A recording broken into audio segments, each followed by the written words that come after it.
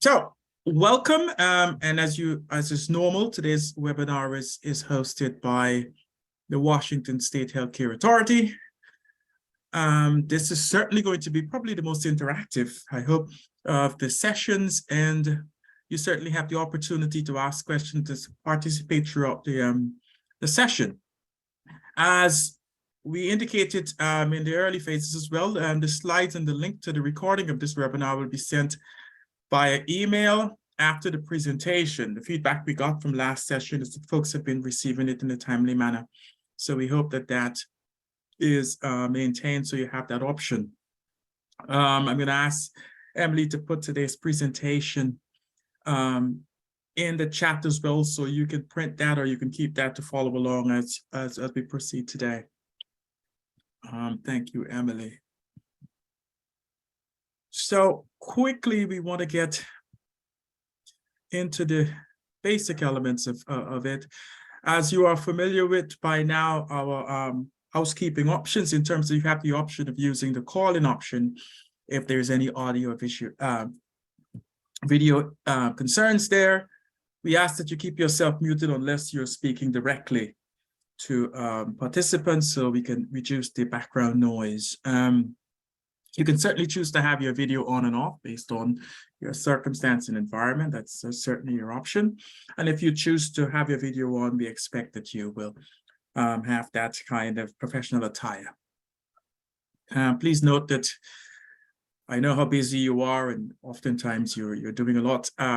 So we will certainly be keeping track of the audio feedback. So there's certainly likelihood that we will mute you if you accidentally begin to have a conversation that may disturb our ongoing training options.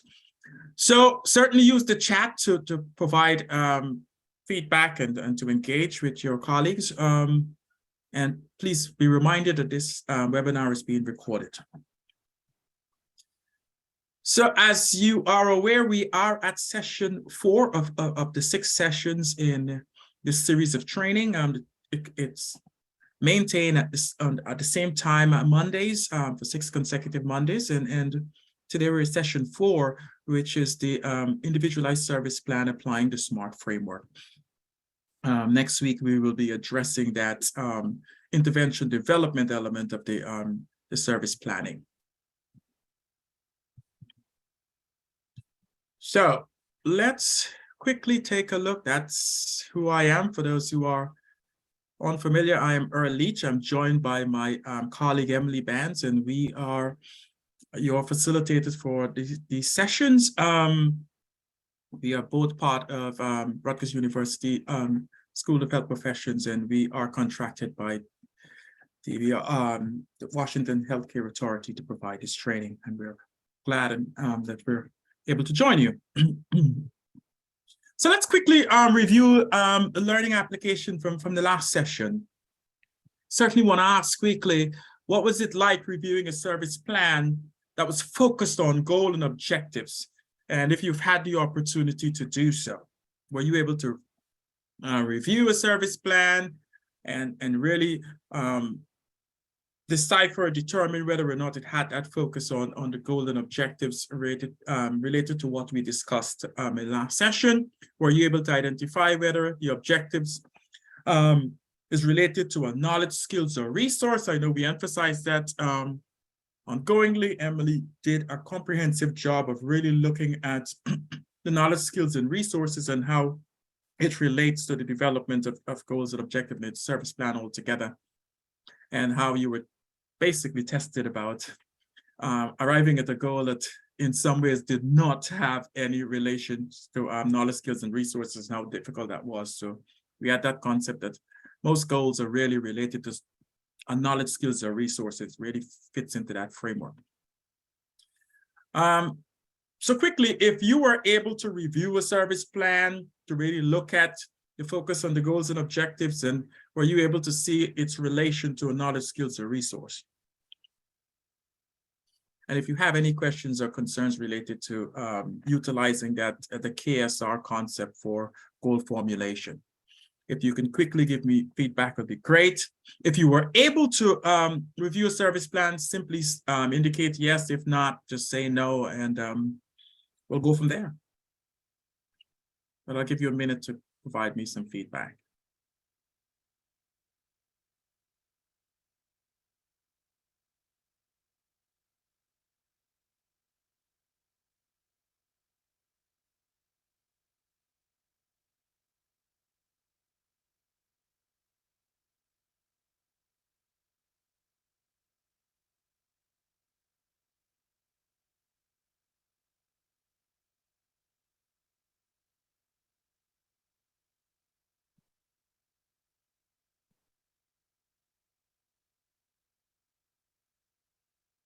Okay. So some folks says they weren't able to. One person said, Stephanie said, I created 2 ISPs and allowed the clients to have Maureen.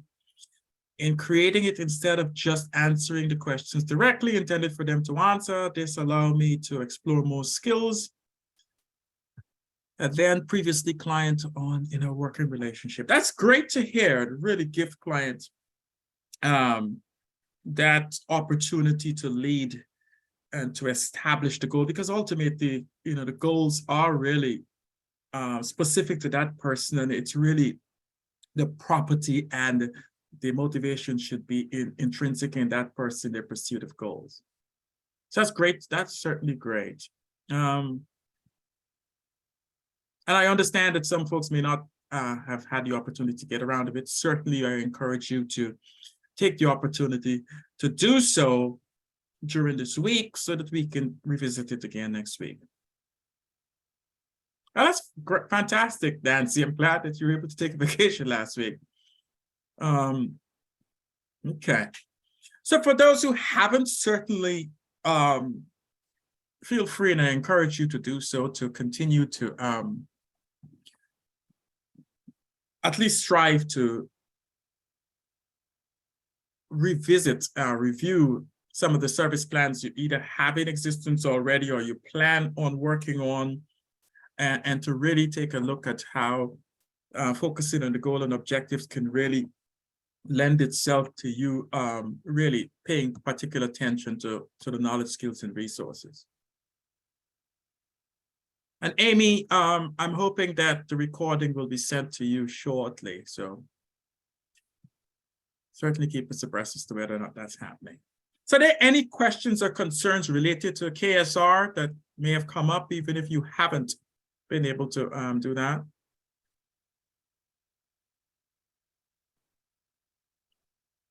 If there weren't, we can certainly move right along. I just want to get a sense as to whether or not there's any questions there.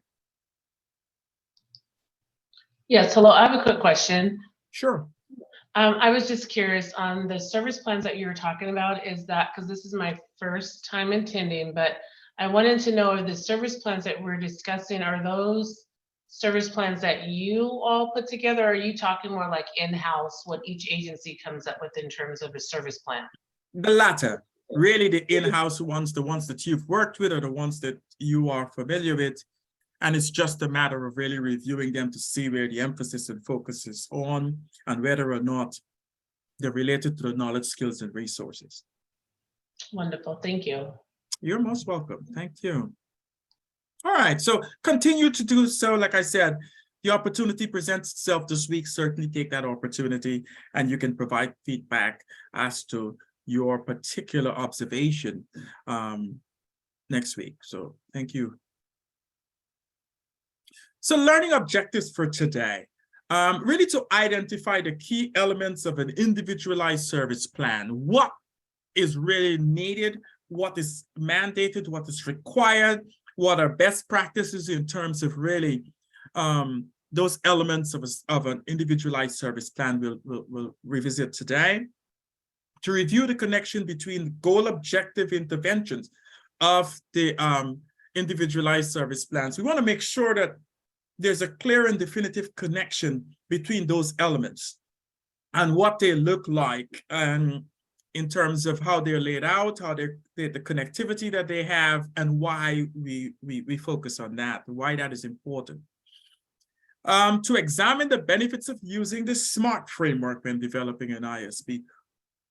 What is the SMART framework? Why is it important? Why is it beneficial? And how we can implement that in the development of ISPs. And to apply that SMART framework when developing goals and objectives, we'll do some practice elements to really help you really look at it in real time and to see how it formulates in that manner. So that's our goal. That's the takeaway we hope you achieve from today's session. So more than anything else, we want to make sure that we keep in mind at the front of our minds the value and the importance of the golden thread of foundational community supports, and the golden thread of documentation is a general practice. It's a best practice. It is important to note that the golden thread is the consistent presentation of relevant assessment, service planning, and service engagement information throughout all documentation for our clients. So when we speak about the golden thread, we're speaking from the commencement, the engagement process, to the service delivery, and then ensuring that those things tie in and tie back to each other. So at this point in the process, we've already talked a lot about engagement, assessing medical necessity as to why someone is eligible for the service, someone is deemed likely to benefit from this specific service, the assessment of strengths and needs, really determining what that person is bringing to the table while they seek to fill a gap of need or to meet a specific goal, and to identify those personal goals using that knowledge, skills, and resource assessment, really determining where the need really lies. We're at the point now where we're developing the individualized service plan and how we take that information, and really put it into a framework that is guided by a SMART concept, as well as allowing that kind of individualized approach to ensuring that you're doing your due diligence to ensure that that person's need is not just at the forefront, but it's really clearly specified in the service plan. So there's a clear understanding as to responsibility, expectations, and outcomes that are standardized. So that's really looking at where we are in the golden thread and why we are at this point and what's our next step and what's the expectation subsequent in terms of as we move along this process. So we have spoken at length about why the golden thread of documentation is important. We talk about it being a Medicaid requirement.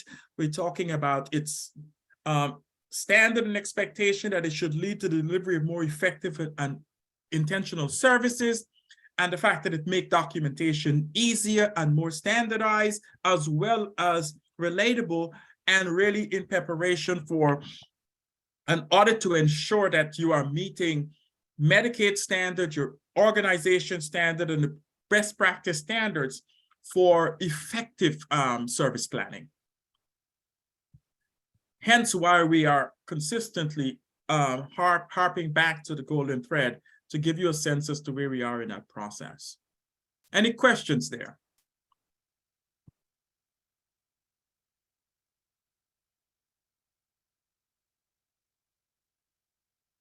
So we're really at that point where we're from identified goals to the ISP. So we've, discussed the medical necessity for services. We've looked at the knowledge, skills, and resources that the person may lack, may need, and may have some strengths or may have specific needs towards. Now we're moving from those identified goals to really the development of a service plan that reflects that whole concept. So we're talking about really assessing readiness. Is that person given a discussion and engagement around, what knowledge, what skills, or what resources may be needed that person may have, how it relates to the goal that that person is striving to achieve, that whole concept of hope, dreams, and aspirations.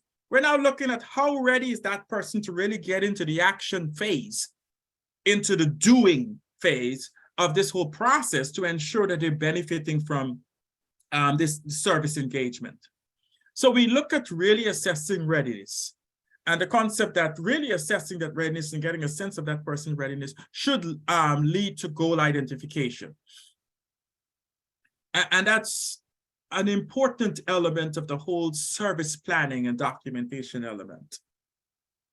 And the idea is that it's really incorporating those key information from the assessment and the KSR process into this service plan. So it's really moving into that action phase of the whole process of providing services. So we've looked at the knowledge, skills, and resources, and how they connect to that person's hope, dreams, and aspiration, the goal that they've discussed and identified.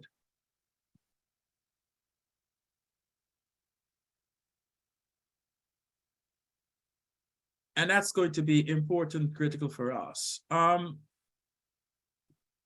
So now we're looking at, given we have that fundamental information, that formative information, now we're taking that and we want to then incorporate that, put that into a framework where it can now be a living document. It can be a source that we reference and a source that guides us along the way as we provide ongoing services. So we have a sense as to who's doing what, where we are we close to where we need to be to achieve the outcomes, and what needs to be modified and changed along the way. So it's that whole process of really activating all that information into a tangible path to get that person to where they need to go. So the individualized service plan really reflects that whole framework. It fleshes out all those processes. So that really is formulated in a document that really reflects from the problem statement to the interventions, to the steps we're going to take. And when we speak about the problem statement, we're talking about what really is contributing to the consumer's participation in this program. What is the identified, tangible need that is really laid out in a clear, factual way that lends itself to this person really having a need for the services? And that's really what the problem statement is. Why is it this person is coming into service, given the fact that they've met their eligibility for the service? And then the goals are, we talk about the person's hope, dreams, aspirations, and desires written in a SMART format, really established specific to that person with some elements that really speak to a framework that we can work within. And the objectives we talk about really that persons need to take, the steps they need to take to achieve the goal.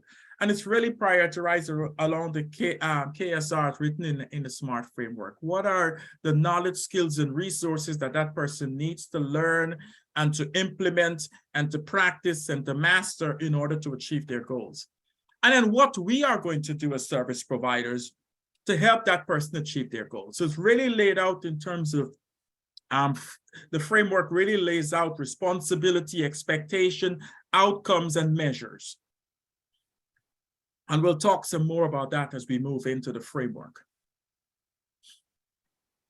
So in terms of the service plan, and I think this is general,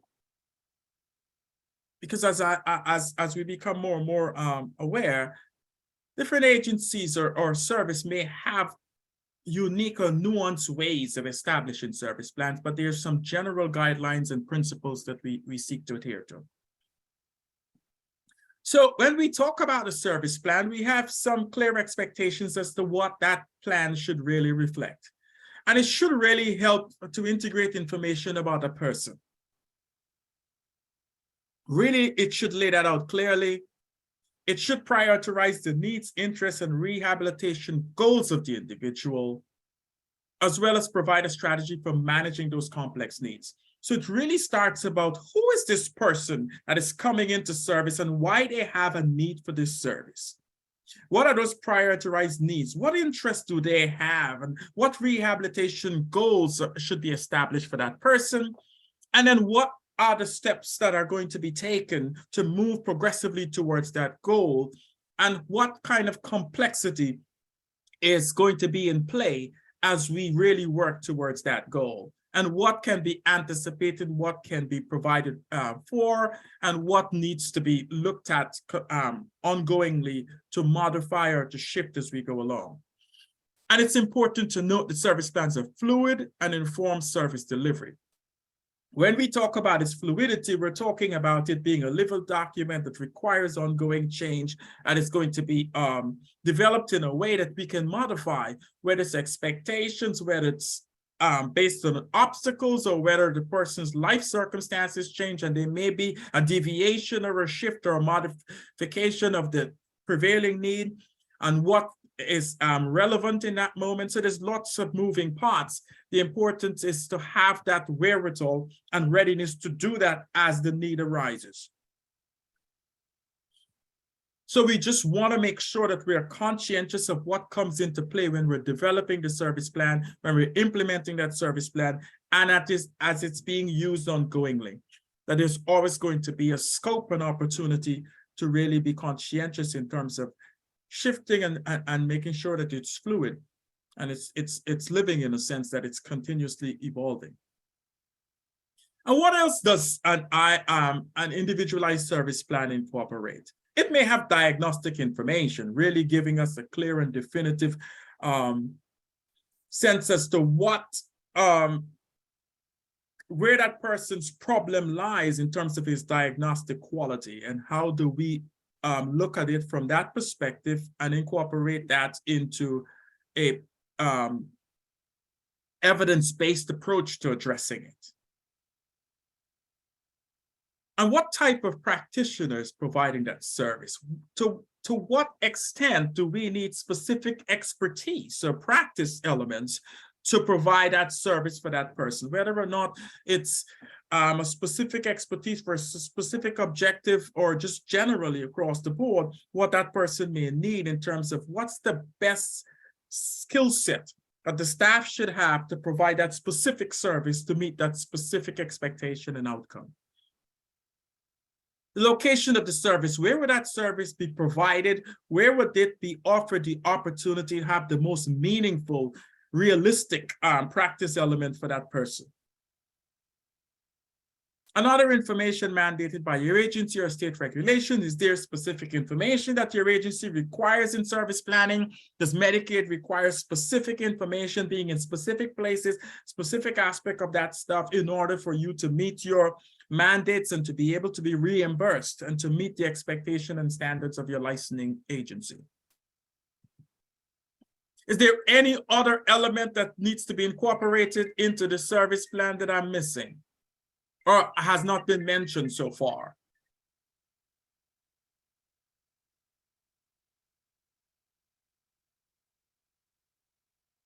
Because I want to step into elements of a service plan, really give you a quick grasp of the prioritized and the mandated elements of a service plan. And we started first, and this is specific to Washington, because in some states, there isn't necessarily a requirement for a problem statement, but that is germane and specific to Washington state, and we need to acknowledge that and be conscientious of that. I just want you to know that it's not always standardized across all states. But yes, there is the element of the problem statement. And the problem statement really establishes the purpose of the needs. You know, what is it that brings this person to this particular service? It's really identifying the compelling conditions, the problems or issues that are leading to a purpose of this plan of action. Why do we need to take the steps that we're taking? Because of that nature of the challenge that person is having. And then we look at the goal. But before we do that, I want to make sure that you have a sense and an awareness as to what should be incorporated into a problem statement. Since this is so unique to Washington state, it's important for us to kind of focus on it to some extent. An effective problem statement, it should do four significant things, four specific things. It should use supported evidence to describe clearly the nature and extent of the need or the problem facing those who we plan to provide services to. So it should really establish evidentially, you know, what is the nature and the extent of the problem? Not speculation, but by evidence, some clear, discernible path. It should illuminate the factors contributing to the problem or the circumstances creating the need. So what are some of the things in that person's life that is really contributing to that problem? It should also identify current gaps in services or program. Is that person engaging in services, but there is a specific gap, there is a specific need that is not being met by the current service that person is receiving, or maybe the person is not receiving a service at all, and therefore that gap exists. And fourthly, where applicable, it really should provide a rationale for the transferability or the promising approach or best practices to serve that person. So it should really reflect why that, not only that need exists, but why that problem, given the evidence that we have so far, can be addressed by a specific best practice, by a practice that is really in evidence, that has been tried and proven before. Questions there? Do you have a good sense of what a problem statement should look like? And do you normally incorporate those elements into development of the problem statement? And we'll look at that in terms of practice, but I want to get a sense from you if that really gives you a framework of the nature of the problem statement, what it should constitute.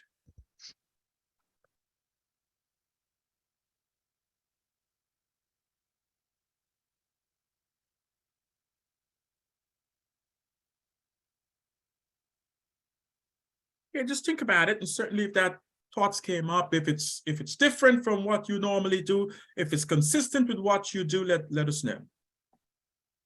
And then we talk about the goal, a person's hope or desire related to the identified area for improvement.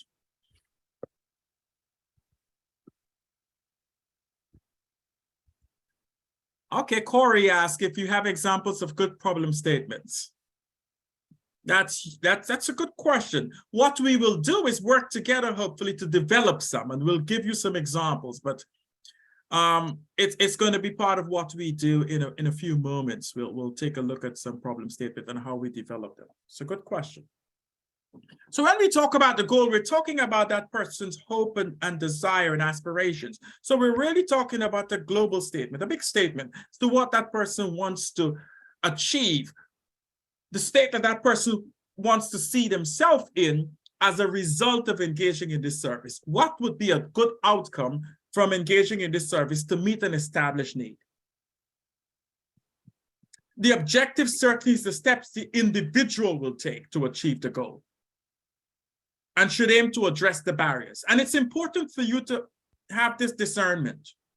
The objectives oftentimes is mistaken for what staff will do. It isn't so. What is important to note, if there's anything that you can take away, is that the objective really speaks to what the client, individual, consumer, whatever term you use to this, or the person receiving services, what they will be doing to achieve the goals.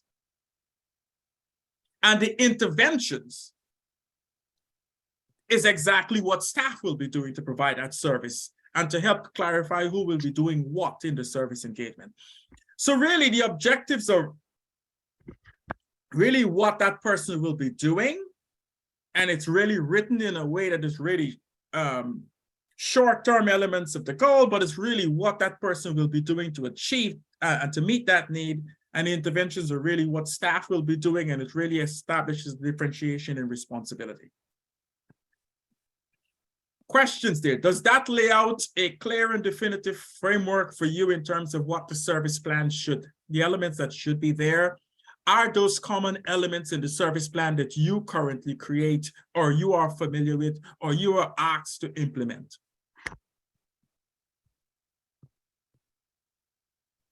Fantastic. I'm glad to hear that. And if there's any element of a service plan that is unique to your agency that is not part of this, I'd certainly like to know so that we can look at it and maybe address it, because I know there's some differentiation as well as similarities in the way service plans are developed across service in FSC. But certainly keep us abreast if there's anything unique or nuanced or different from this quadrant of elements.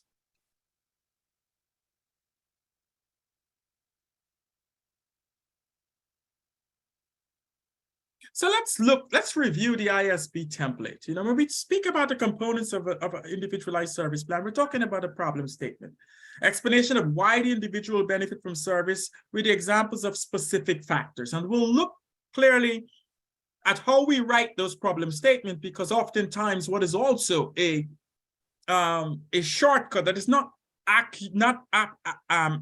in essence, good best practice is sometimes we see oftentimes people simply write a diagnosis as a problem statement, and that's not sufficient. It may be a composite of it, but it's not sufficient to simply write a diagnosis as a problem statement. So we'll talk some more about that. The overall goal written in first person language with a proposed completion date. So as we have learned as well, the importance of having that person's I would call it that person's fingerprint all over the goal. It should really be written in that first person language. Oftentimes, there's a preference for it being written in that person's specific language, as well as in many regards, it may be supported by more of a clinical rephrasing or paraphrasing of that element. So we'll talk about that. Objectives, we talk about short-term goals that are smart, interventions that support those objectives, who is responsible for providing interventions, the target date for achievement, and the outcome. So those are all elements, components of the service plan that we will be focusing on.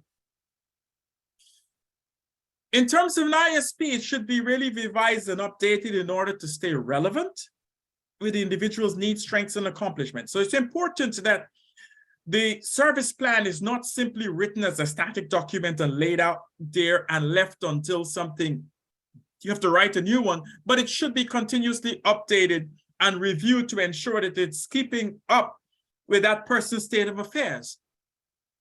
So it should always be continuously evolving as that person is moving along the change continuum. Sometimes revisions are needed even if a new ISP isn't due for a review. There's many instances where a person's status may change, a person's level of functioning may change, a person may encounter a greater barrier or obstacle to service engagement that may require a modification or change to the ISP to reflect that person's current state. A great example is that person's psychiatrically hospitalized during the course of services, and the person, you know, is discharged and is at a different level of functioning, or may have a different need that was derived from that specific crisis. Can you think of other instances when a service plan may need to be revised or updated? And what is your organization's process for revising and updating ISPs?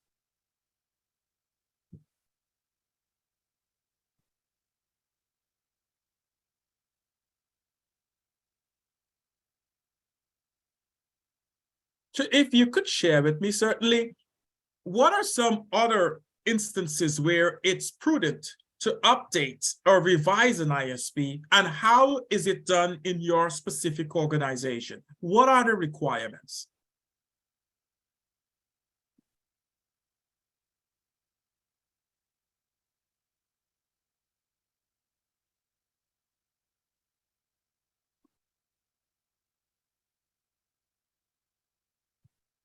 Jerry says, in substance use, our reviews are 30, 30, 90.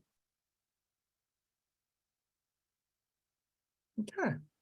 So Jerry, can you tell me, when you say 30, is that monthly and then 3 months?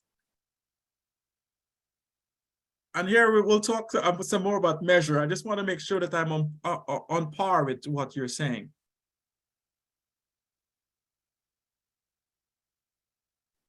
And Mary Alice says, we have a separate form that is signed by another staff when making changes to an ISP. That is interesting.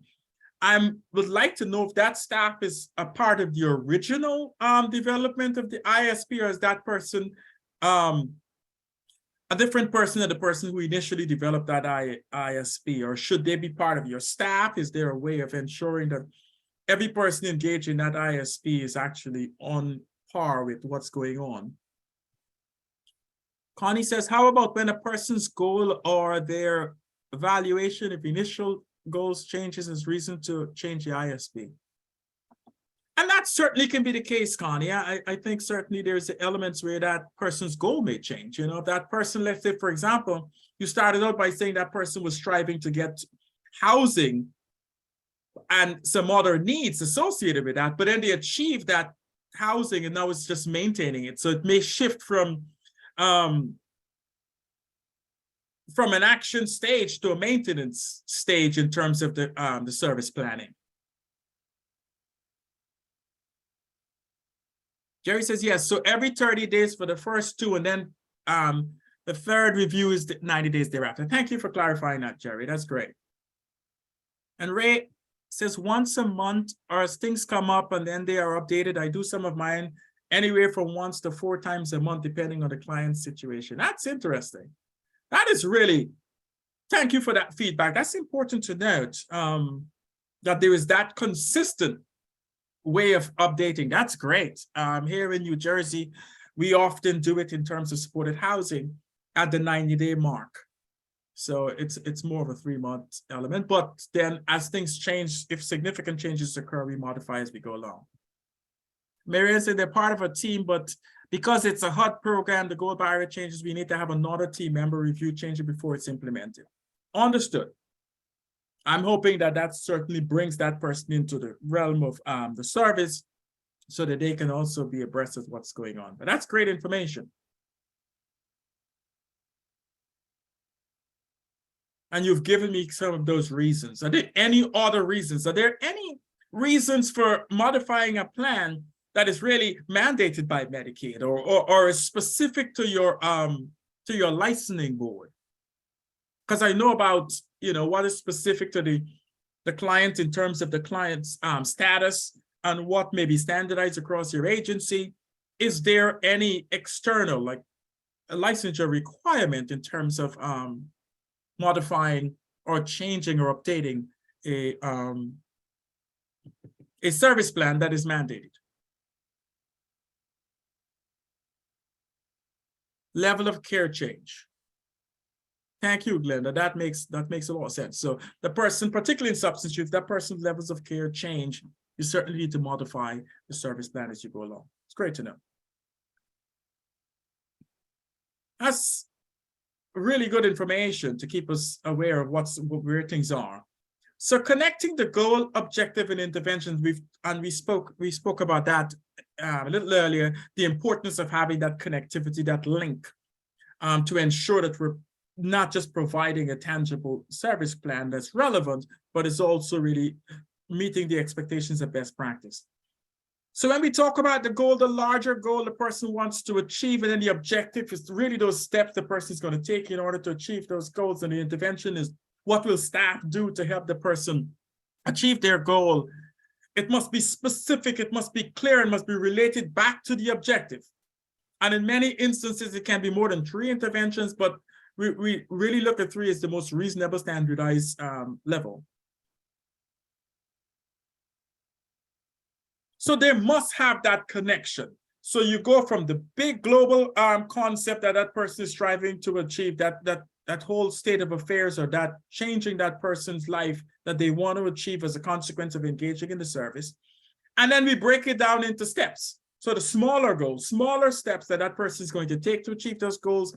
And then we talk about what are we going to do as staff or providers in terms of our interventions, and how specific they are, how clear they are, how related to the objective they must be. And we talk about, in general cases, we have about 3 or interventions that really are aligned with the goal.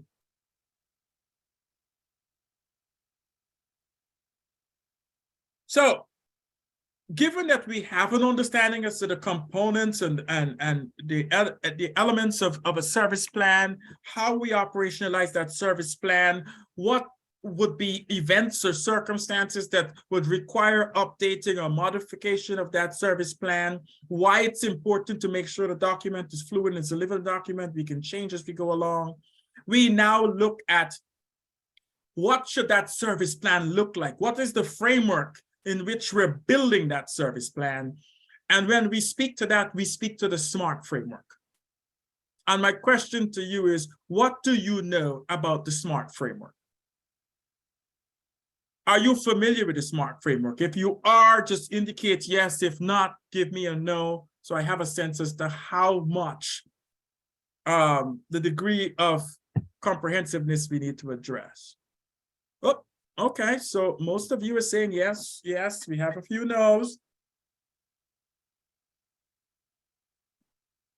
And Ricky says you're new, so you're not yet familiar with the SMART framework. I like that. Margarita says, I do, but I would like to learn more. So that's smart, no pun intended.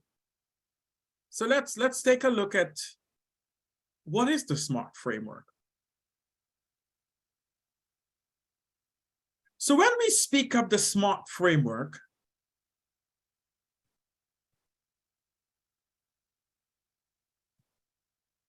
we want to make sure that we are clear on what the expectations are. So when this S in SMART really speaks specific, exactly what you want to happen. So when we talk about a SMART goal, we want it to be specific. It must say exactly what we want to happen when that goal is accomplished. The M in SMART really speaks to measurability. It should be measurable. It should have a clear way of gauging or measuring progress or barriers. And for us to evaluate where we are in proximity to the outcome. So it must be measurable. Then it must be attainable. It requires effort. So the goal should really push the person receiving service a little, but within reason. Why we say that is that it should really be a state that that person wants to attain that is not simply going to be attained by a simple process. It's the reason why they're coming into service is because this need has existed for a while and it's complex and it has a lot of elements attached to it and they need expert intervention, they need skilled intervention. So therefore the goal should really be something that you reach for, but is reasonable. Is that clear? When we speak about a service-specific goal, we're talking about something that the person is striving to attain that they simply can't do on their own. And there was evidence that it was challenging for that person to achieve it without professional intervention. So it's really something that requires a little stretch, a little effort. Now, the R in SMART is about relevance. It should be consistent with other goals and requires commitment. It should speak to that person's current state of affairs, something that that person is willing to invest in because it's relevant. It's germane, it's important to them in the here and now and in the near future. It's not some lofty thing that is way outside of that person's immediate need. Hence its relevance. And it should be time-bound. It should really have a clear time frame for evaluation and completion. So when we speak of the SMART framework, we're talking about specific, measurable, attainable, relevant, and time-bound. Is that clear? Is that familiar to you? For those who are familiar with it, and for those who aren't, does that give you a good sense of what it really speaks to, what it really speaks of? When we say SMART. Fantastic. Because I want it to be understood, but also you can actually, clearly reference it when you need, because we don't want it to be too complicated. It should be SMART, ironically. So it should be, it should have, the acronym should be understandable and clear, something that you can kind of keep in your frame of mind so you can relate to the consumer when you're using that particular approach. So when we talk about it being specific, it should really be in concise words, so there's no ambiguity and uncertainty. It should really explain those at least 2 or 3 of the 5 W's: the what, the why, the who, the where, and the when. It should really have those elements clearly discernible within that construct. Because if the goal is vague, it will be difficult to achieve. It must be understood, it must be comprehended, and it must be something that that person can actually buy into because it's theirs, it's owned, it has a clear sense of that, it belongs to that person, it's really connected to that person's inner self, that person's way of seeing themselves in the world, seeing themselves operationalizing this goal. The person should be able to know what it's going to take to get there and what it's going to look like when they've gotten there. It shouldn't be some speculative abstract concept. It must be clear and discernible, clearly something that could be understood, comprehended, and strived towards. And I say that because it's not speculative. It should be really something that that person can hone in on and own. A good example is a common goal when we speak of to be happy. Now, as we know, the concept of being happy does not really give a personal perspective because there's a million ways to be happy. So that's too general. And there's so many ways to become happy. So the expectation, if we're really looking at the concept of happiness as a goal, we need to break it down so it's easier to manage, so that person can hold on to it. It's tangible. So what I want to do is we're going to together put some work into to achieve it, to create a SMART goal out of the idea of becoming happy. So in doing so, I'm going to ask you to respond to a poll so that we can get a concept of how we're going to, what reflection of happiness we're going to work on.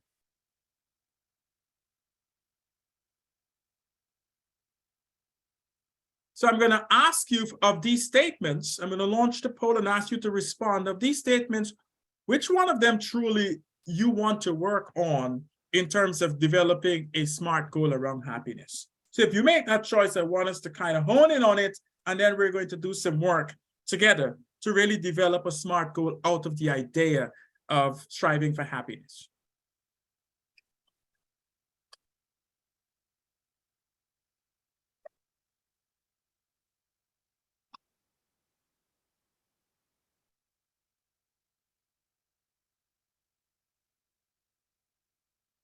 So I'm going to give another 5 seconds for folks to vote on the statement that you want to use.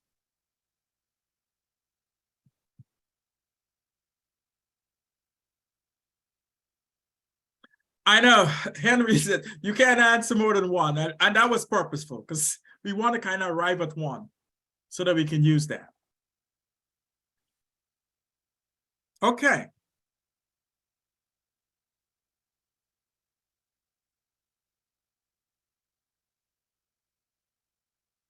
So the results so far, more than half of you said you want to look at the idea of happiness through the lens of learning coping skills. So let's just use that as an example. And Henry, I'm sorry for not kind of spilling the beans earlier. We wanted to restrict it to one stuff so that we can have not a consensus necessarily, but a majority vote on the one statement. So we're going to use the statement of, I will achieve happiness by developing coping skills. I will improve my happiness by learning coping skills. So that's going to help us get a sense as to how we're going to make it SMART. So the M about being measurable. The next step is to make sure it's measurable. The M stands for measurable. So it's a unit of measure in your goal. It should have a clear unit that is understood by all parties, that is standardized. So you don't want a unit that you know of and the client doesn't understand. You know, it's that concept of you can't use standard measurements while you put in the plan a metric measurement that the person is not familiar with. So it has to be understood by all parties involved. and everyone providing that service, that the measurement is standardized. So when will your goal be achieved? How you will know it is being achieved? You must be able to track progress and measure the results of your goal. Hence the measurability. Now, can we make our goal more measurable? So let's take a look at the statement that we're using to achieve that SMART goal. Can you recall the statement? I will improve my happiness by learning coping skills. Jog your memory, coping skills. How can we make it more measurable? Is that a measurable statement? Do we know what it means to achieve coping skills? How and when? By using that simple statement.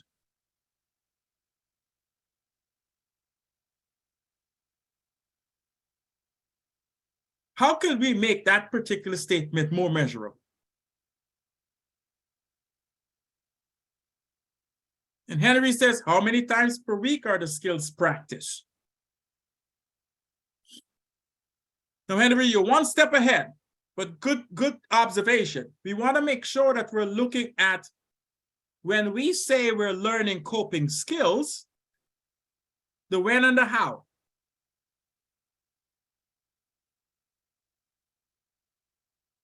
How will you know it's achieved? So think of coping skills as a large component.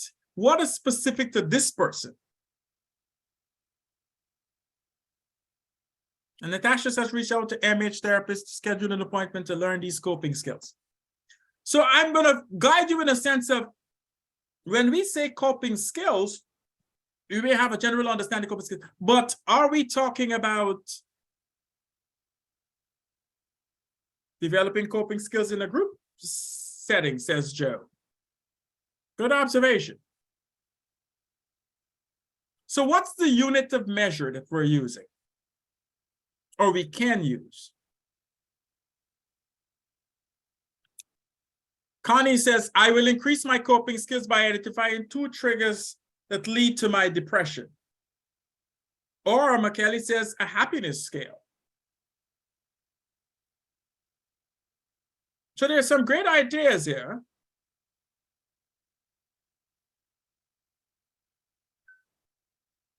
So let's, for the sake of generalization and standardized, let's just look at it from when we talk about coping skills, and I want to make sure.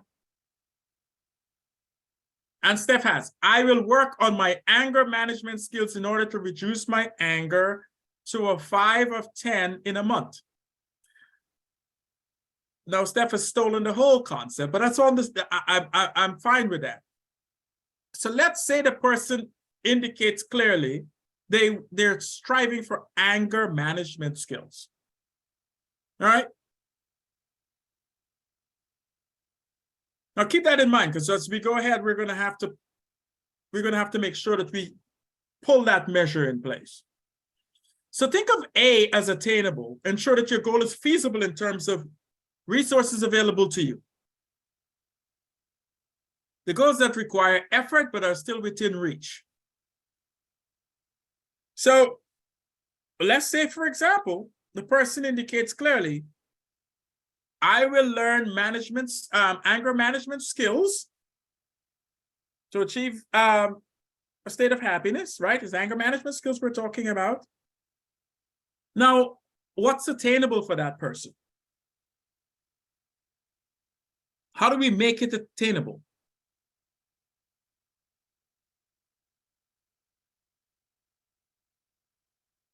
Let's focus on the measurability of your goal, right? We talk about anger management skills that are going to be practiced at a specific amount of time per week, right? I think someone alluded to, I want to make sure we go back to get your elements. Let's say 3 times a week, or we can use Steph's concept of the 5 to 10 in a month, but we'll use 3 times a week as a measure. And we're talking about anger management skills specifically, and the person will practice them as the how. So what's attainable here? Can that person practice that stuff 3 times a week? Is that attainable?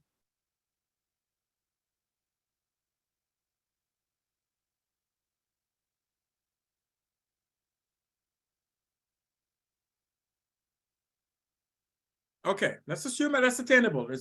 The person has that time frame available to them, right? So that we're now moving to relevance. The goal should be compatible with your lifestyle and other interests, like your current environment, your valued life roles, existing priorities. It should really give you a sense of the kind of control that person has, something you're willing, able, and motivated to do, and it's worth it to that person. Now, we look at the goal so far, is it relevant to you? If that's the case, let's keep going on, right? It has to be relevant in that that person is trying to achieve a state of happiness that they see as not existing in their current state of affairs. And for some reason, they've established that the anger management skills is what's needed to shift from the current state to a happier state. Maybe responding in anger has actually created some problems in terms of their social support. So it's worth it for them to have a better engagement with the social supports in their life using anger management skills.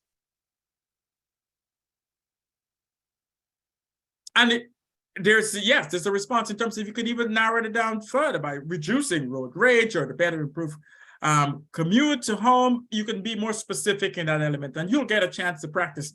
I just kind of want to frame it out in a way that allows you to understand why we get down to these elements, these specificity, because you'll have a chance to practice and I want you to get a guided sense as to how you can approach it.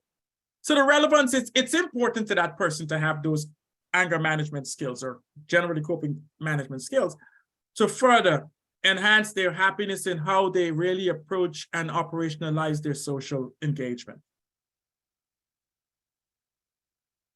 And it must be time-bound. It must be timely, it must be specific to a time, it must have a deadline. When will I achieve my goal? The person will practice these anger management skills 3 times a week for 90 days. So the 3 times a week, 90 days, about time measurement and specificity, and gives you measurability.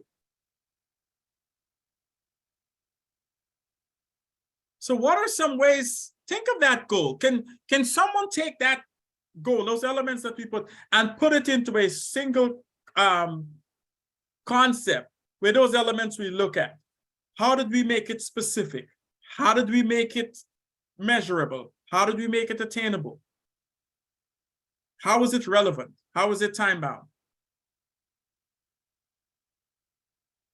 Think of that. Can you formulate that and make sure those elements are intact from that goal that we talked about?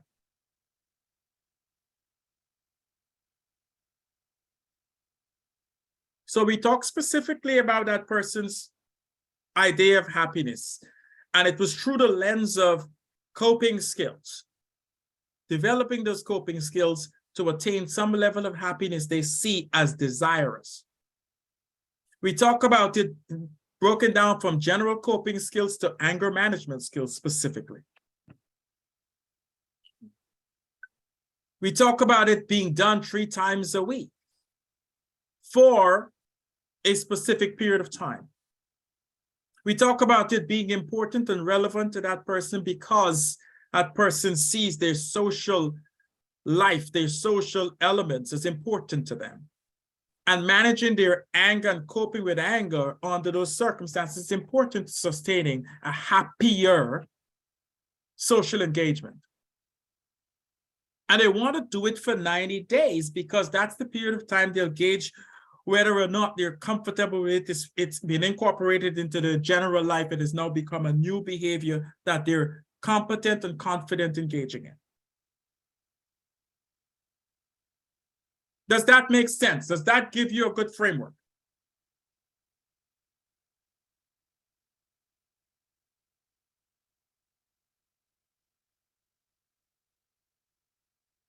Fantastic. I'm glad to hear that's clear. Okay. So what I'm going to do now is I'm going to give you a chance to have a break, and then we're going to come back and really do some practice. So what I'm going to ask is that, trying to see how many minutes I can give you on a break, because I've known the feedback has been very clear. Earl, we need a break that is tangible, that makes sense. So I'm going to give you, now it's, well, I'm always looking at New Jersey time, so I got to make sure that I'm aware as to what. Patrick says 5 minutes. I'm going to do you one better, Patrick, 6 minutes. So you have a 6 minutes break. You should be back. That would be 11:39. How about that? Am I on spot on with my time?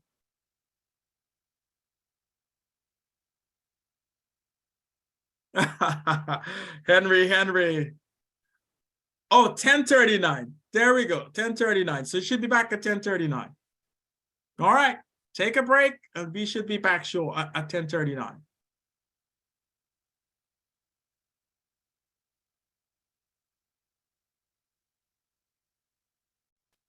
I'm going to resume a recording to make sure that we're staying on track.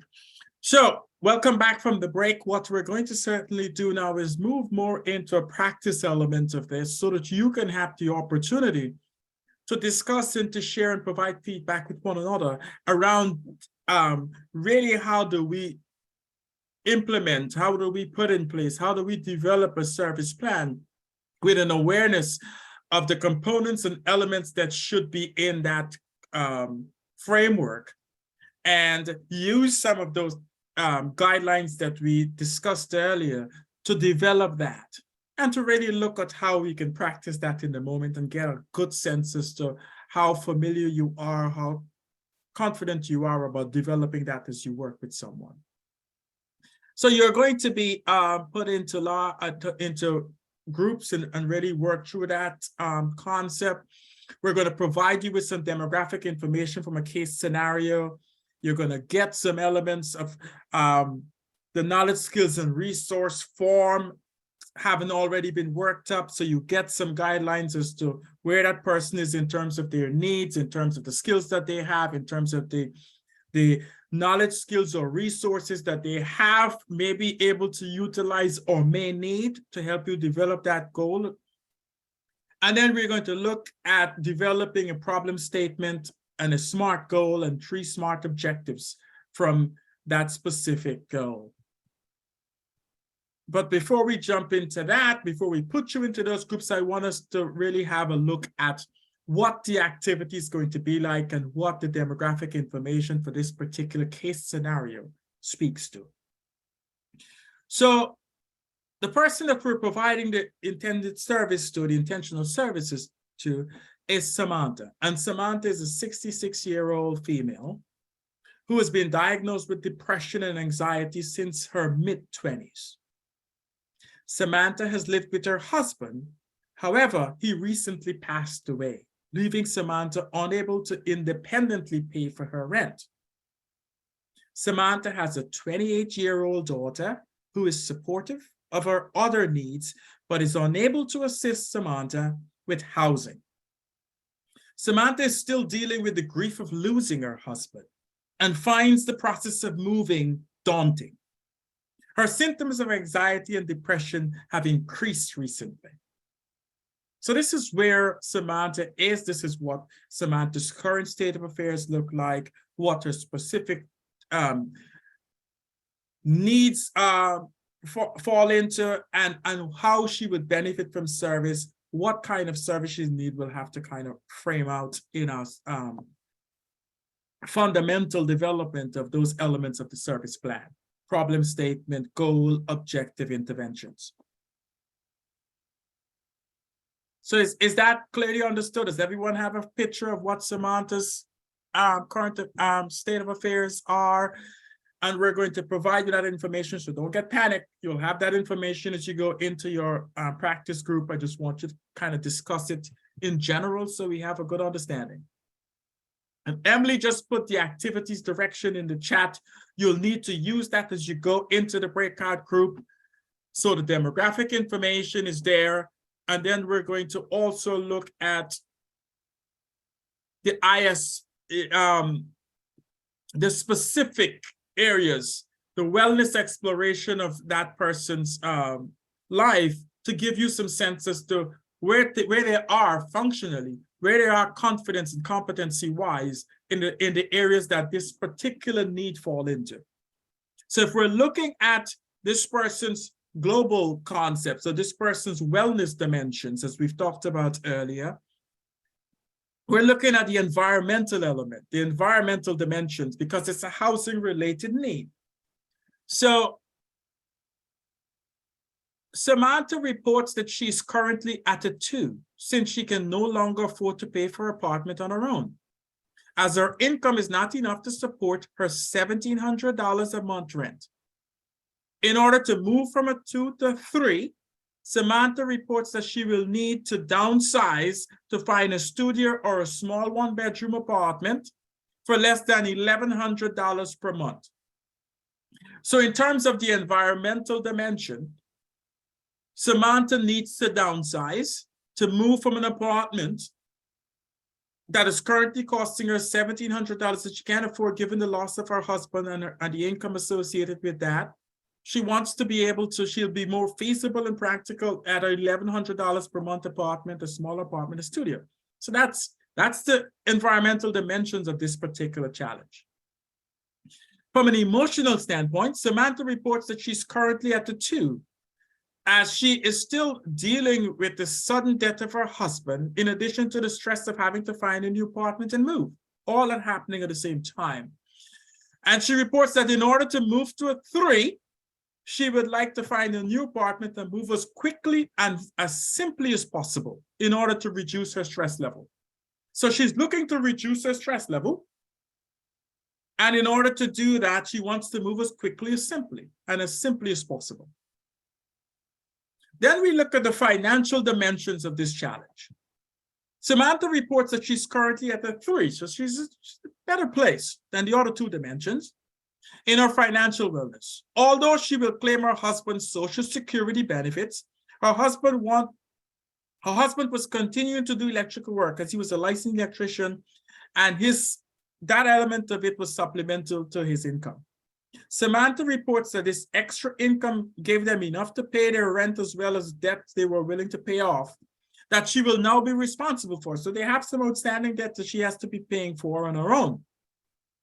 And she reports in order to do that at a level of 3 in terms of confidence, she will need to downsize to a smaller 1-bedroom or studio apartment in order to make up the substantial income. So she's really looking to utilize some of that income, our current income. She wants to make sure she bridges that gap that the husband was supplementing with his work.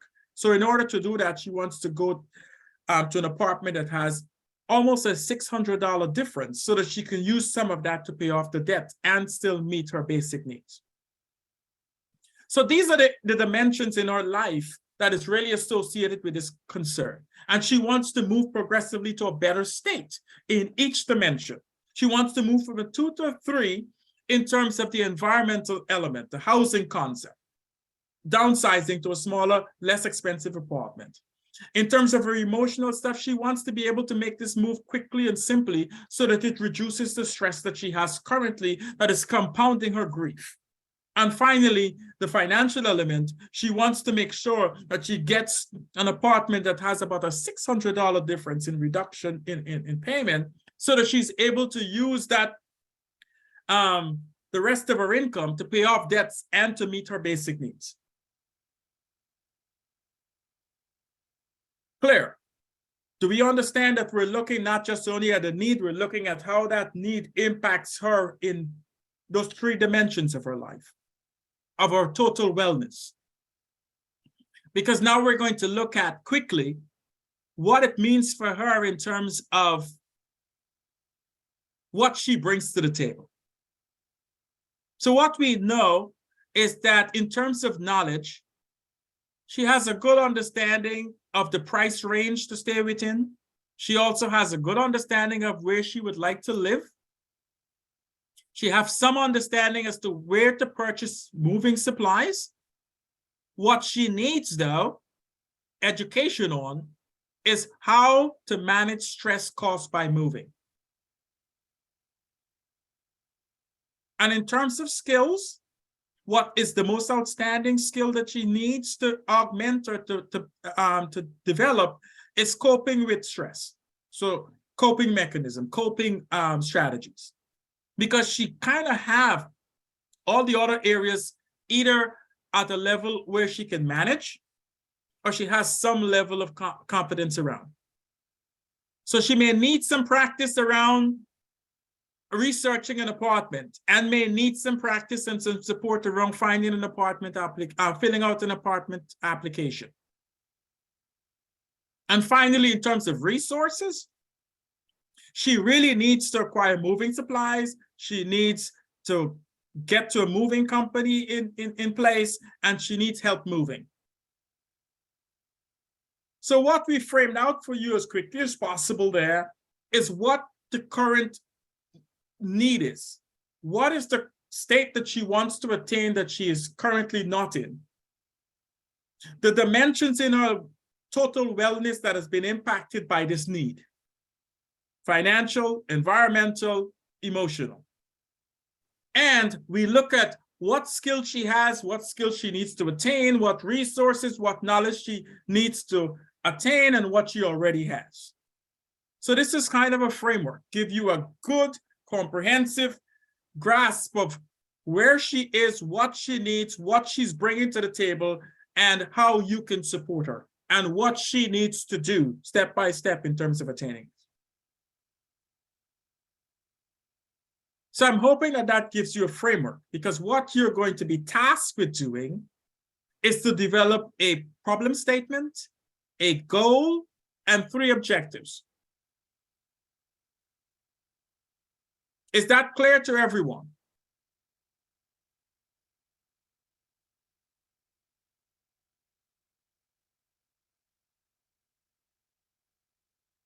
Fantastic. We've got some enthusiastic, studious folks here, and I know I can't wait for your feedback to see how you tackle this, because this is a good opportunity to practice those skills. So as a large group, you're going to really, we've given you most of the demographic information and the knowledge, skills, and resource in the assessment. What we want you to do is to develop a problem statement, a SMART goal, and 3 SMART objectives. And Emily has put that information in the chat, the activity information you'll take to your breakout group. We're going to put you into breakout groups, and you're going to spend the next 15 minutes working on this project, developing that problem statement, goal, objectives, and interventions. And then you're going to come back, and one individual is going to provide some feedback from the group work.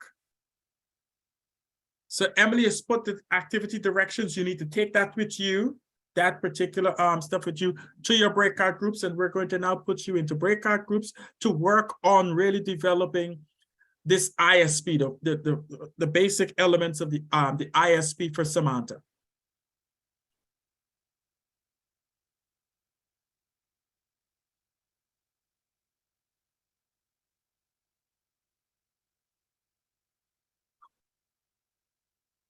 So I'm going to ask Emily if she can put you into breakout groups. How many people were you thinking, girl? I would say at this point, let's start 100. We have 99 people who are currently there. So I would make, do we want to do 25 breakout groups of 4 people each? Okay. So, all right. And for those who may have challenges going into a breakout group, what I would ask you to do is if you are unable to get into a breakout group, you can do this individually. You can take the information, you can formulate the problem statement, and then you can provide that feedback in the chat individually so that we can take a look at it. Because I want everyone to have an opportunity to really gain from the practice element of this. I'm ready when you are, Earl. All right, we're good to go. So we're going to be in this breakout group for 15 minutes. At the 10-minute mark, I'll give you a reminder that you have 5 more minutes, and then I'll bring you back at the end of the 15 minutes and we'll discuss the feedback from the group.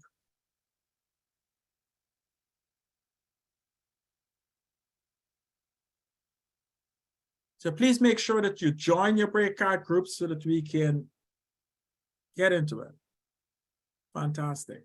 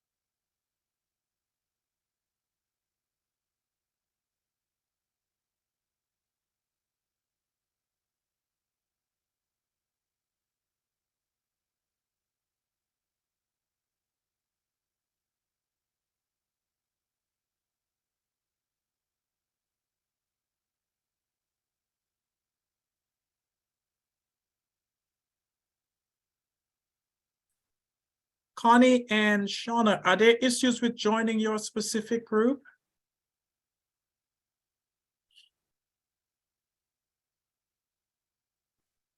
For me, it was just my computer shut down. I just got it up to speed Okay. again. So, Fantastic. And I just got back on too. Fantastic. if you want to, I didn't get into a breakout group though yet. Okay, so we want to put you in group. Let me see. Bear with me one moment. One.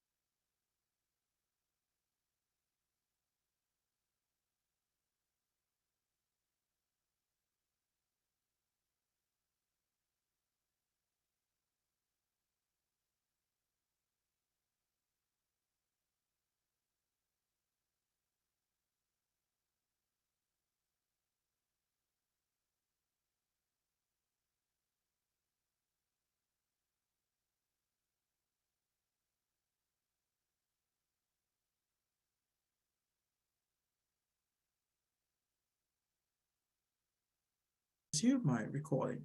So let's recap a little. We've looked at Samantha. She's had some specific challenges related to both the increase in symptoms around her depression and anxiety as a consequence of her losing her husband, engaging in the grief process, realizing that she has a need to really downsize from her current apartment to one that is less expensive and smaller. She has the support of her daughter generally, but she doesn't have her support in the area of financial elements. And she needs the services to help her process that. She's identified some specific gaps or needs and specific things that she brings to the table in terms of the area and dimensions of wellness, in terms of financial wellness, emotional wellness, and environmental wellness. And we've looked at her knowledge, skills, and resource, competence, and capabilities, and she's clearly determined where she needs more support and what she brings in terms of resilience and knowledge and competence already. And you've been tasked with really looking at that case scenario, looking at the assessment and the knowledge, skills, and resource assessment, and being able to formulate a problem statement, goal, an objective as part of developing an individualized service plan for Samantha. You've been put into breakout groups to have a discussion and to bring back some feedback around the development of that ISP. Now I ask if you are willing to share with us what you gained from that, what was your particular takeaway, what were you able to formulate in terms of the components of your ISP. I'm happy if you can share that. So you have an option. You can share in the chat or you can unmute and just share with us what your group came up with.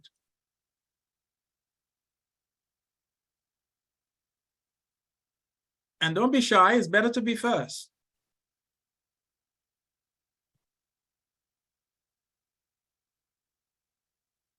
So who is going to give it the first shot? All right, I'm sorry if this is not what you're looking for. I thought about, or we thought about independent living for seniors. That's one of them. Another one would be like roommating. Sorry if it's noisy in the No, background. I mean, that's the general concept, but did you formulate a problem statement and a goal?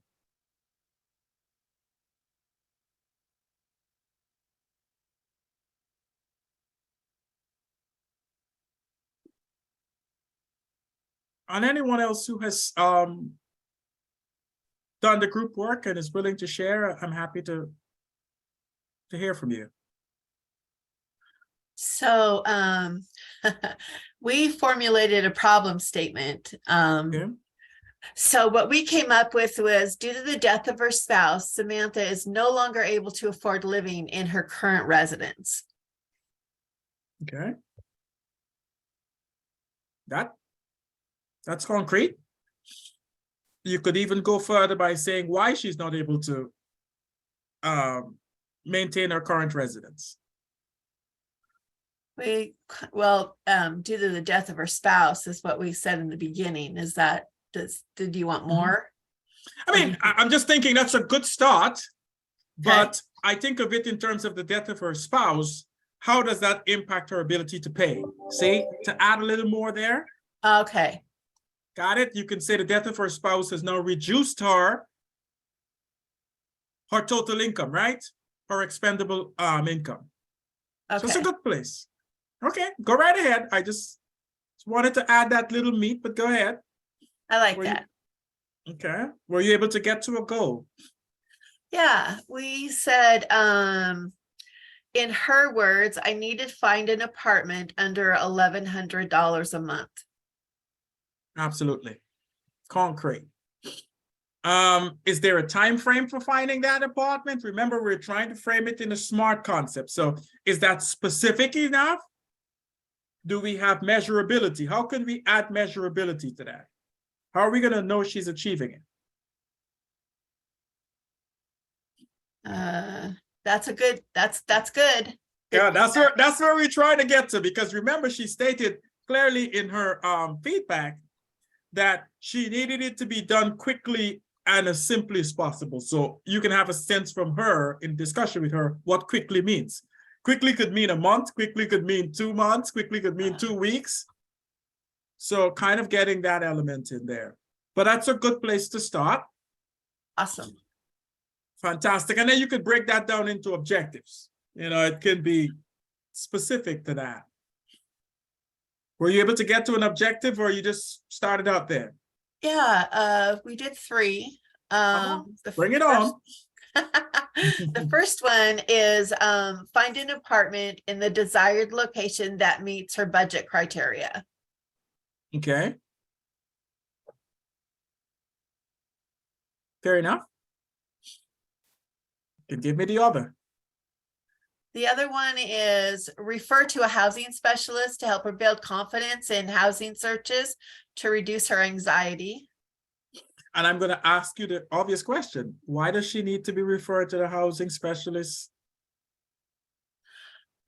Well, part of what she said is that she has great anxiety looking for, part is that it's her stress level that's creating that. And in our thoughts, we were hoping to kind of teach her to fish, you know, and to help her build those skills and confidence.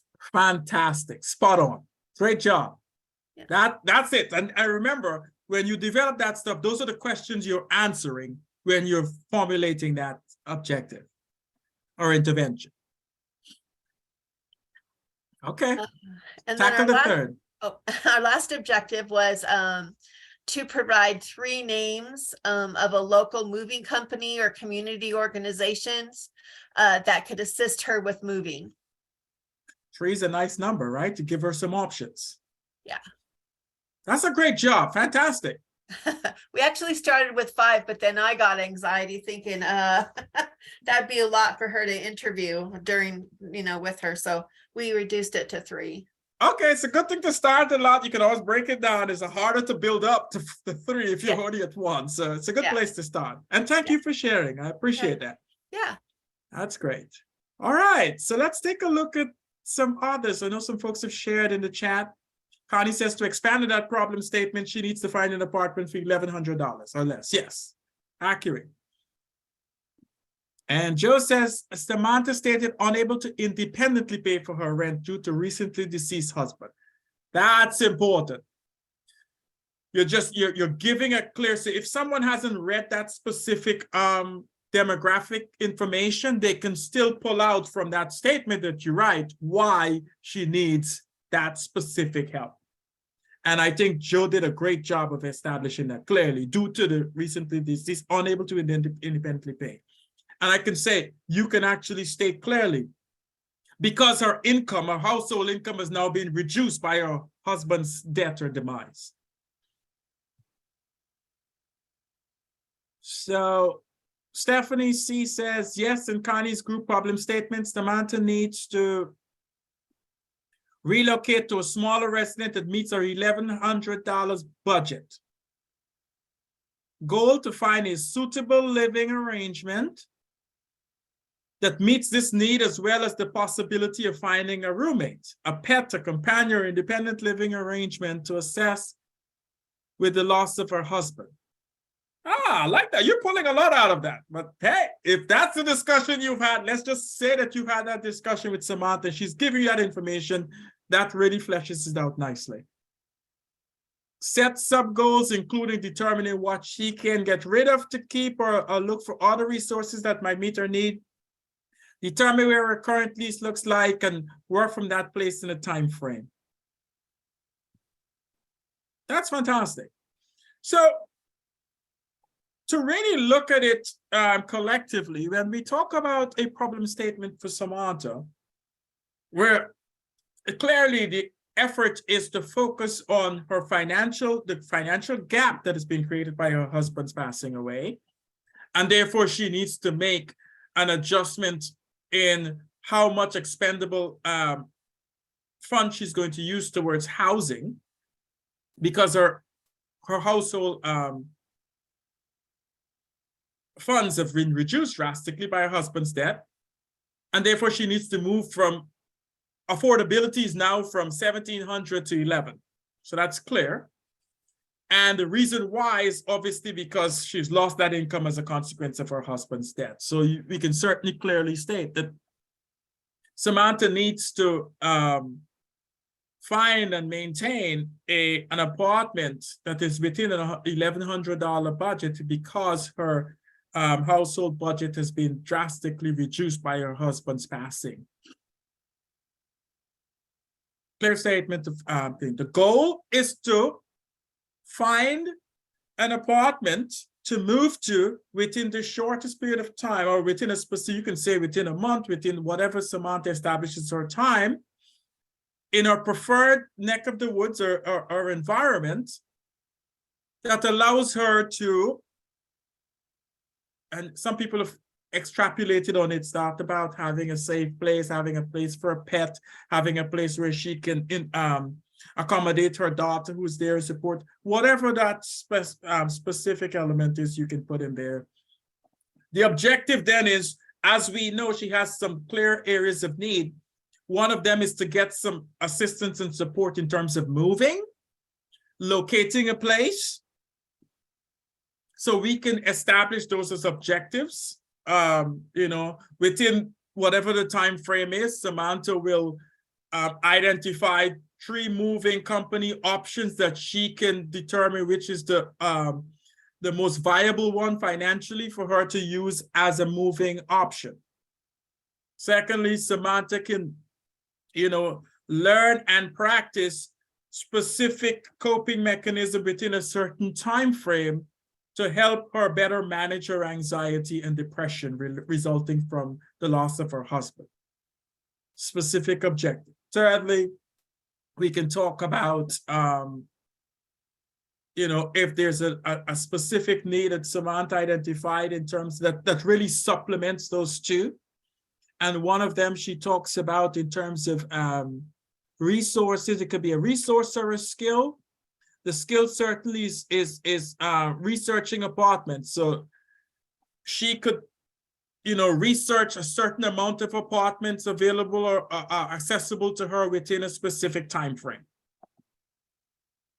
So those really narrow down the objectives that she's striving to attain. Was that helpful? Was that able to bring some clarity to what we're doing, why we're doing it, and how it is utilized in a specific case scenario? Great. Because that's what I wanted to make sure that you had the option of doing. Understanding the framework, understanding the application of it to a specific case, practicing that, bringing it back to the group and getting some feedback to help you really see how it's being viewed from someone outside of that discourse. Because the biggest element of this is, once a service plan is developed, it has to reflect clearly tangible needs that are established, what the problem statement really speaks to, and then what the goal is in terms of it being specific, measurable, attainable, relevant, and time-bound. So that Samantha or any other person on the receiving end of service knows clearly what they're working towards, why they're working towards this, how it is going to change their state of affairs to a state that they want to be in, how you're going to measure progress or challenges along the way, and when you should be able to attain this outcome or meet this need, so that you have a sense as to whether you're on track. Very clear, very simple. It seems complex, but in many regards, if you follow that framework and you work within those confines of those framework, and you're able to articulate each component, each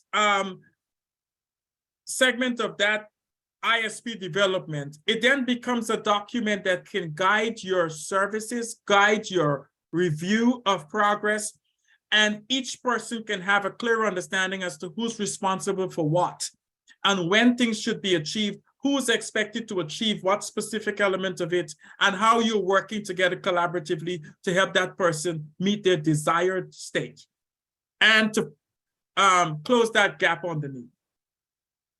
So I'm hoping that we were able to really achieve that understanding give you an opportunity to practice so that you can have a sense as to where you are in terms of your comfort and competence around articulating and framing that. So you can, the takeaway you can have is now really looking at ISPs that you're going to review or you're going to participate in developing henceforth with that frame of reference. If we have achieved that today, I want you to give me a thumbs up or say yes. If there's still a question, this is an opportunity for you to ask me to explore it further. So I'm getting a lot of yeses. I'm hoping that this was a good opportunity to move from understanding the framework, understanding the methodology, practicing it, getting feedback, and having a greater level of confidence about where you are in that process. Fantastic. I'm glad that you're all on board with that. This was a great opportunity to really practice. So the upcoming training next week, next Monday, is going to be on the individual service plan intervention development. So we're moving from problem statement, goal, and objective to interventions. So we're moving from, or we're progressing from what is the global reason for what we're doing, how we're doing it, to who's responsible for what. We're now looking at the expert engagement. We're looking at what we do as service providers to support that process, that person along the path to achieving their goals. So we're moving from the formulation of the understanding and the contract of service to specifically looking at who's doing what, why they're doing what is the expertise they're bringing to that specific engagement, and how do we see it as benefiting that person in moving towards their outcome, and how they're engaging in that process with in best practice mode. That's next week's aspect. So we're really looking next week at the professional engagement, the why, the how, the who, the where, the when, and ultimately, what are the standard? What are the best practices to make sure that we're providing these services in an informed way, in a best practice manner that has been proven, so that we're not pulling interventions out of our sleeve. We have a guided path as to how we can provide this person with the supports and the services to help them attain that goal. So that's next week's achievement. So for next week, we have a learning application I want you to engage in. Review an ISP focusing on the goal and objectives and determine whether the goal and objectives are in SMART format. So I want you to take a look at an ISP that you're working on, review it for its SMART format, see if it's in line with that. And if they're not in SMART format, think about specificity, measurability, attainability, relevance, and time bound. Think about how you can modify it to make it smarter, to make it more smart. And then talk about, hopefully when you come back next week, we'll talk about what it took to do that and what you would need to help you move towards ensuring that future ISPs are written in SMART format. What I'm going to ask you to, if you have a minute or two, is to complete the the evaluation. I'm going to ask Emily to put the evaluation in the chat. We want to make sure that we're responsive to your inquiries and your feedback. We want you to help us understand how this training is informing your practices. How can we maintain what we're doing well? How can we improve on what we need to improve on so you can get the most benefit from this training? Ultimately, we want to get your feedback on how you've experienced this training and how you see it impacting your overall day-to-day practices. But please take a moment and complete the evaluation so that we can get your feedback. It's important to us. And you also have a moment to ask questions if you have any specific questions. Something we haven't covered, something you found to be something you want to focus on. We certainly want to get your feedback. And we want to remind you that, once again, this training series, this particular session was once again sponsored by the Washington State DBHR, and the reminder that both the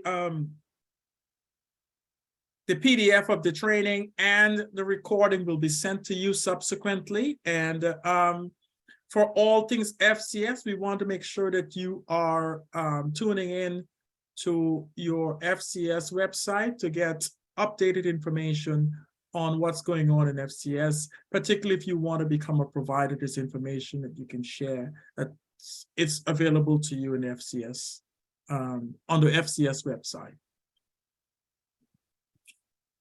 So we're at our mark. I want to respect your time and honor your time. I want to thank you for your participation today, and for all the scenarios that you have practiced and engaging. We really appreciate your engagement, and we look forward to meeting with you again next Monday for the next session. And in the meantime, have a great rest of the week, and we look forward to seeing you next week. And take good care.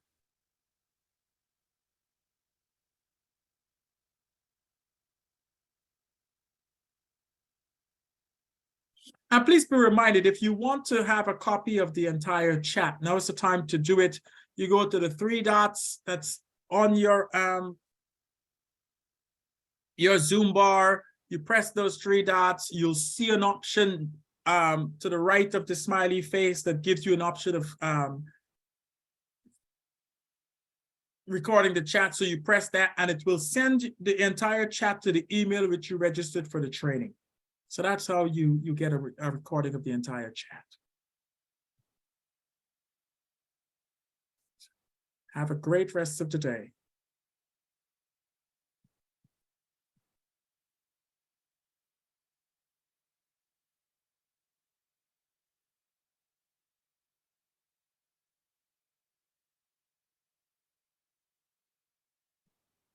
Lucy, I see that you have your hand raised. Did you have a question? Because you can unmute yourself. Oh, yeah, no. I Oh, you were think just guys waving. answered my question already. Oh, okay. I think it was regarding oh yeah, I wanted to know if I would be able to get a copy of the recording. Yes, Okay. that will be sent to you sometime later, probably later today, I guess. It should be Okay. sent to you. And my other question is, can I just log into the link the original link that I got for the Golden Thread, or is that a new link that I'm supposed to get? No, Yeah. the same link that you use for today's training will be used for every training. So you just use the same link Okay. for next week. Okay. So for the last training, I didn't receive any recorded. Okay. So So we will Mhm. notify the folks at DBHR. No, I would actually reach out to Kimberly Castle. Did you attend any of the other trainings? Yes, I did. Okay, then I would reach out to Kimberly Castle directly because she's the one who sends out the email thread. So I would email her and just check to make sure that you're on that email thread. If not, I would maybe check your spam folder. Because she has been sending out the emails. So you said Kimberly, what's her email? I'm gonna put it in the chat box right now. Okay, thank you. But I would reach out to her directly, and just let her know you want to be added to the list. All right, well, thank you so much. You're welcome, Lucy. Take good care. You too. Bye-bye. All right. I know there's some folks there, but if you don't have a question or there's anything that we can do for you, I'm going to end the session. And thank you for attending today.